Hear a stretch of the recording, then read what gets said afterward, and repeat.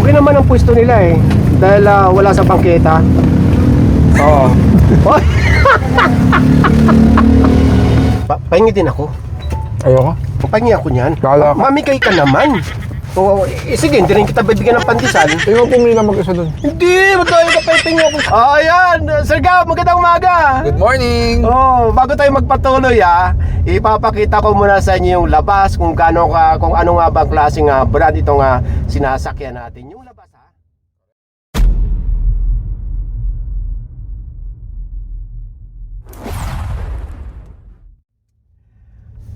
So yun, magandang umaga sa inyong lahat. At ngayon ay walang pasok. At alam nyo ba, itong sinasakyan ko ngayon kakaibang sasakyan na naman.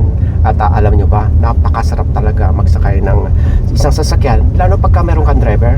Ayan, Sir Gab, magandang umaga. Good morning! Oh, bago tayo magpatuloy ipapakita ko muna sa inyo yung labas kung ano nga ba ang klaseng brand itong sinasakyan natin. Yung labas Correct. So ito yung brand ng sasakyan. Kakaiba ito aalamin natin dahil si Sir Gab nakakaalam nito. Oh. Ay. Ha? Oo, tumatakbo lang metro natin. Ay, pasensya na. May bagyo. Sandali lang. Ano pa ito? Bakit mayroong TV dyan? Ano to? Mamaya papaliwanag siya. Halika na. Sandali lang. Sandali, wala ko pang mic. So, nabigyan tayo ng opportunity ng ROX Philippines. This is actually the ROX01 model. Ito po ay isang extended range electric vehicle na kung saan mapapansin mo, it's a very big SUV. Electric to Electric to. Electric pero 1,200 kilometers ang range po nito. 1,200 kilometer range, may gasolina pa rin po ito. Pero yung gasolina nito, hindi ito para tumakbo yung sasakyan. This is to charge the battery of this vehicle. So 7-seater ito. It's a very capable SUV. 4x4 po ito. So makikita nyo, it's a very minimalistic. Isang screen. Meron tayong wireless charger dito. It's a very minimalist, pero makikita nyo, very luxurious. So, shout out ROX01, Sir Kurt Chua. Maraming salamat for sending this vehicle for us to give it a try. Hindi ko po ito binili Unahan ko na po kayo. Pinapatesting lang po sa atin and asking us to take a review kung ano po masasabi natin. Since on our past time, mahilig naman po tayo sa sasakyan. So, ayan, let's see. Kakaiba to sa akin, actually, Yes. Ayan. Actually, makikita mo, Ang ganda ng feature. 360-degree camera. So, kita mo ang left, kita mo ang right, kita mo ang harapan, at tingnan mo naman ang rear view mirror. Screen. Naka-built-in na yan? Yes. Built-in yan. So ayan. Lahat monitor na ito. Basically, ito na ang central command ng sasakyan na ito. At teka lang, hindi ka ba naiinitan sa inuupuan mo?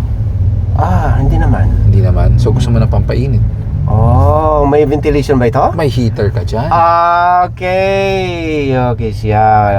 Okay ang pagka bumabagyo. Ito meron din bang ventilation pagka mainit ang sasakyan? Dahil sa'yo, gusto mo mainit, ako gusto ko malamig. So yung mga kabayan, pagka halimbawa meron kayong bagong sasakyan, kung talagang regular na kayong may sasakyan or may bagong sasakyan, madali naman aralin ito. Correct. Nasa settings lang yan at saka nasa manual. Yes. Umiinit na ang puwit ko.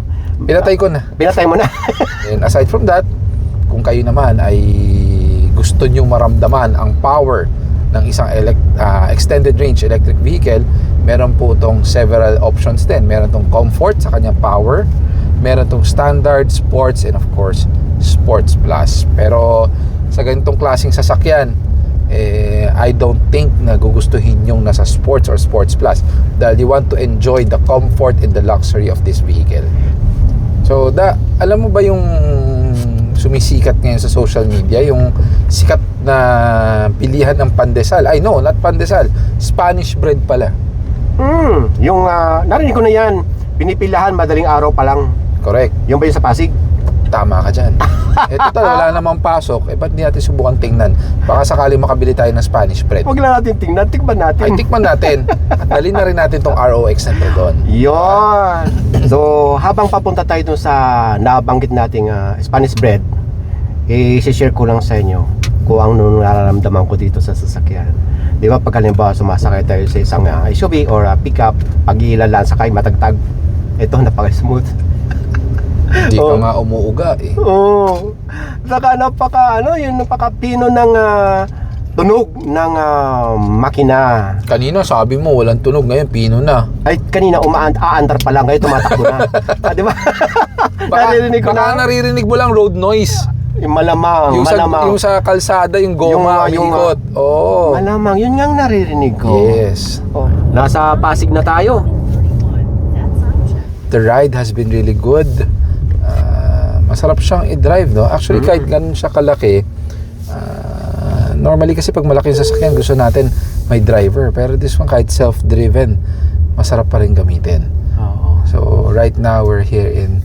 Bawal yan nakapark sa yellow box Ang bahay, oh. O ito rin, nasa kanto, tapos nakaharang sa bangketa, Oo. sa kalsada. Anyways, So, isi-share namin sa inyo kung kung saan nga ba at gaano nga ba, kung bakit nga ba pinipila ito. ang balita ko, 2 daw branch nito Ha? 2 daw branch na. Malalaman natin mamaya. Isang Pasig, isang Taguig.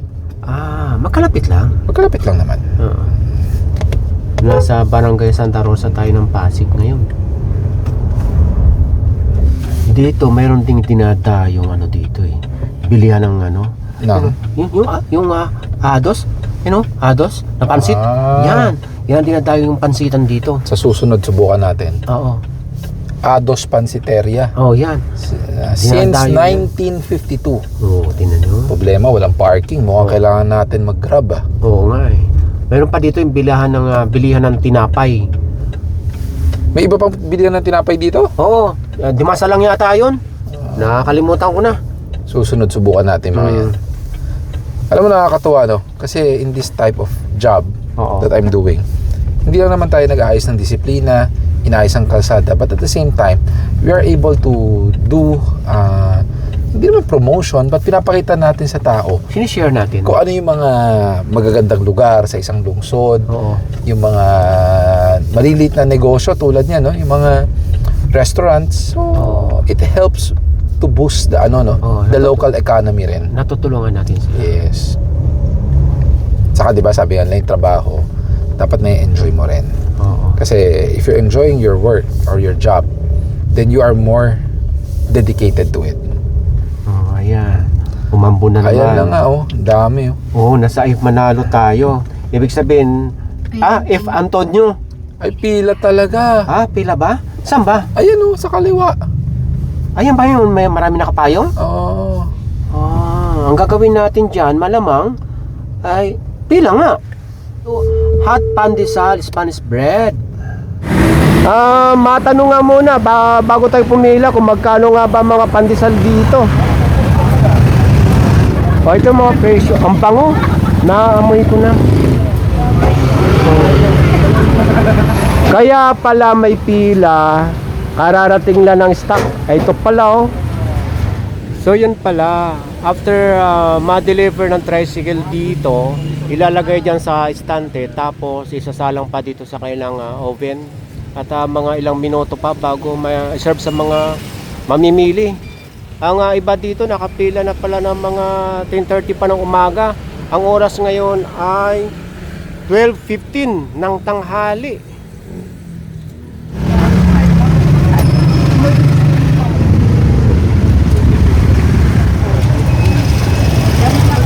Ito si Nat ang nagpila sa atin. Kaya na, dudong pa yan, no? Sa loob ng isang oras, andito na siya.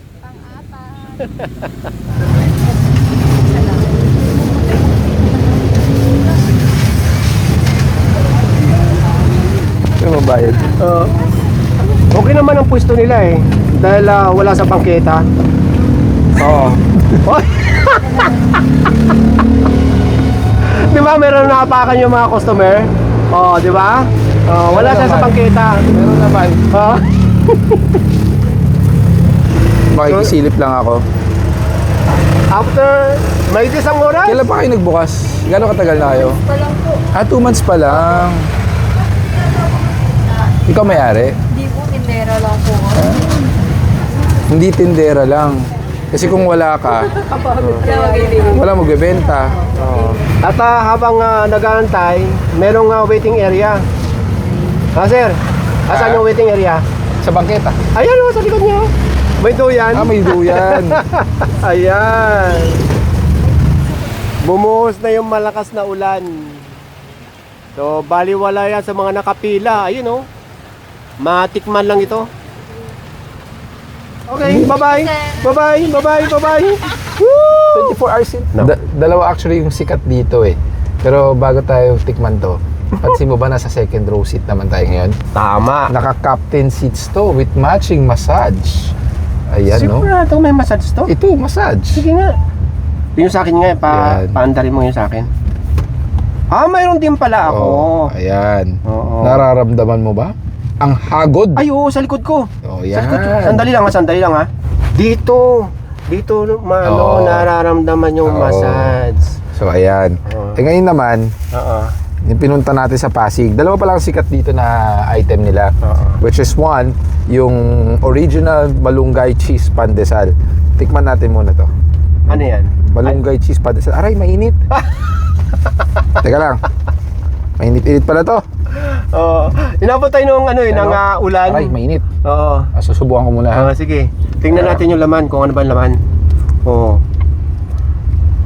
Yan ang may cheese, yung Oo. pandesal. Yeah, may cheese. Ayan. Masarap siya kasi mainit. Oo. So, yung mga magte-take out, I suggest pag uwi nyo sa bahay, i-oven nyo ulit para medyo crispy. Pero sa lasa, pwede na. Nararamdaman ko yung massage sa likod. Mm. Bili na kayo ng ganito sa sasakyan. Oo. Oo. Tapos ito yung pandesal ha. Ito pala yung titikman natin.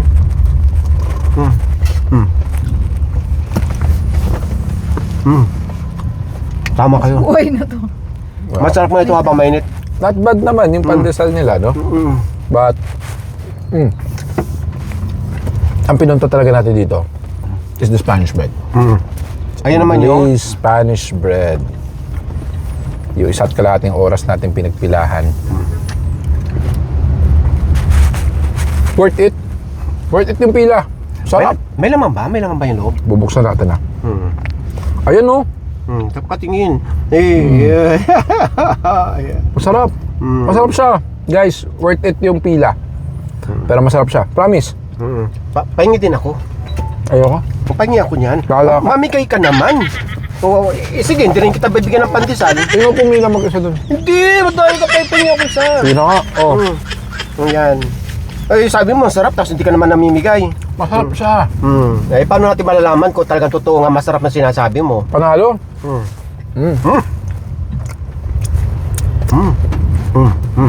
Kung sa KFC may finger licking good, dito rin meron. Mainit-init, malambot, very ano siya, parang may pagka-caramelize siya.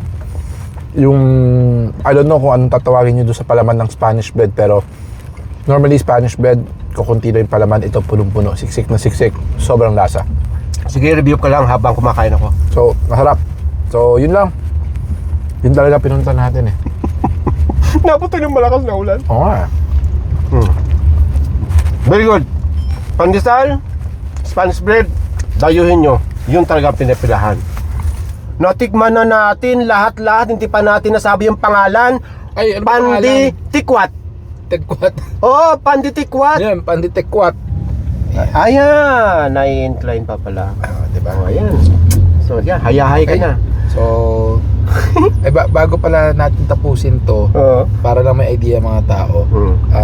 this car, this is not your typical electric vehicle or hybrid vehicle. Talagang ano to, social, kung social, no?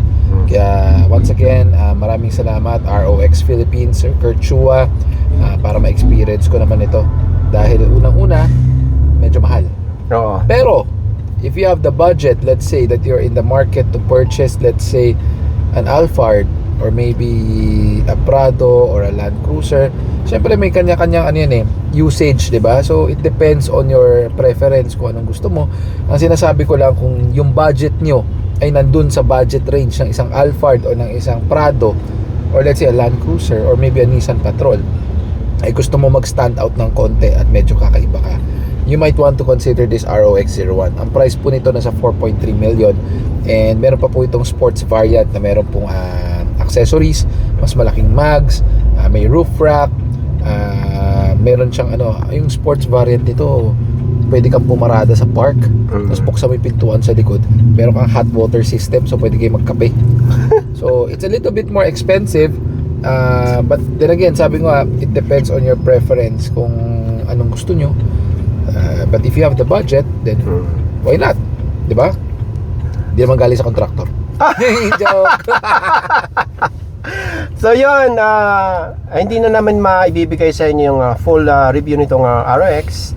So at least nakita nyo kung halimbawa narinig nyo na itong brand nitong klase ng SUV. They have a showroom dyan. Ang main showroom nila andyan sa may Valenzuela sa NLEX Service Road, but they're upcoming with another showroom dyan po sa EDSA soon. I think in the next few months matatapos na yung showroom nila talaga along EDSA. So nga, bago ko makalimutan, I think meron naman silang test drive unit like this one. So kung interested po kayo, why not? Puntahan nyo, subukan nyo. No harm in giving it a try, di ba? Okay.